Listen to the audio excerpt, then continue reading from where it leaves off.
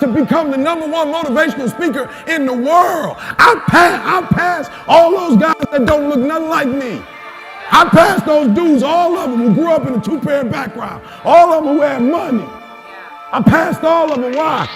Because of what I learned in the GED program. See, mama can't. There's certain things when you're privileged that mama can buy you, but you can't buy grit, and you can't buy grind, and you can't buy resilience, and you can't buy heart, and you can't buy that dog. I got this dog from being homeless. I got this dog from being homeless. I got this dog from teaching kids who was in the hood how to understand math when they didn't. I taught them boys how to read, and I had to do it over and over and go home and do it over and over and over and over. And I did it for 3 or 4 years, and I didn't make no money. So when I'm getting paid now, I got that dog. I'm getting paid now because the homelessness didn't break me. The trash cans didn't break me. And the reason why people love me today is not because I'm a great speaker, but they all say how humble I am. I ain't humble, I was broken. I ain't humble, I got broke. You can't be arrogant when you know you used to go to church stinking because you was homeless and you weren't brushing your teeth. I got humble. I got humble when you eating out of trash can. I got humble. Y'all gotta hear what I'm saying. All right, so I'm flying first class today, right, y'all? Watch this. And look, it ain't about first class. Watch this.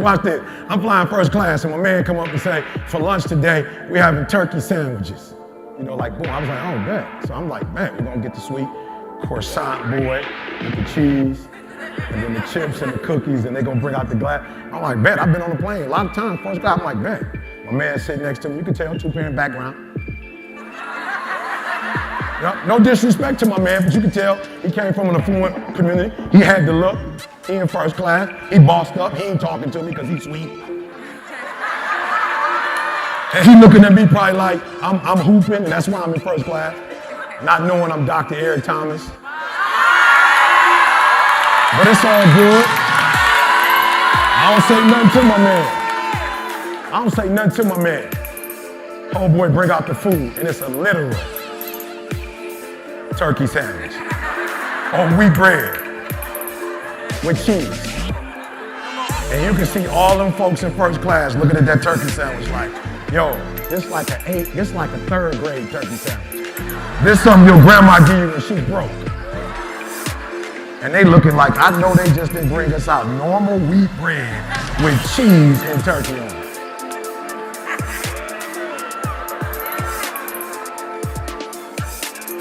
I looked at that sandwich and was like, whoa, it's way too much turkey in here.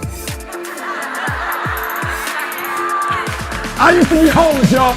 I'm like, they wasting turkey. I took the big piece off, left the little piece on, put the mayonnaise and mustard on that joint, and boom! I'm looking around in first class, they done cut their jokers in half. I'm like, you done cut the turkey sandwich in half. They got it nice and neat and they ain't touching it. I'm like, homeboy, you gonna eat that? How about them chips? I'm trying to tell you, God gave you a gift. So what you gotta use it in church for right now? So what you gotta do it for free right now? It ain't always gonna be free, Joseph. It ain't always gonna be free, Joseph. Your brothers you ain't gonna always be under your brothers, Joseph. One day they gonna bow down to you, Joseph. So you gotta start in Potiphar's house. You gotta start in the prison. But one day, you're going to listen to me very closely. One day, you will do the exact same thing. You just will do it on a bigger level. Go back and read the Bible. Joseph didn't do anything different than he did in Potiphar's house. He didn't do anything different in prison. He did the exact same work. But because he used what God gave him. And you never read once where Joseph complained. Joseph went to Potiphar's house as a slave and cleaned that joker up and organized it like nobody's business. Potiphar was like, whoa, little man, what did you do that? Yeah, I did that. I need you to be over everything in my house.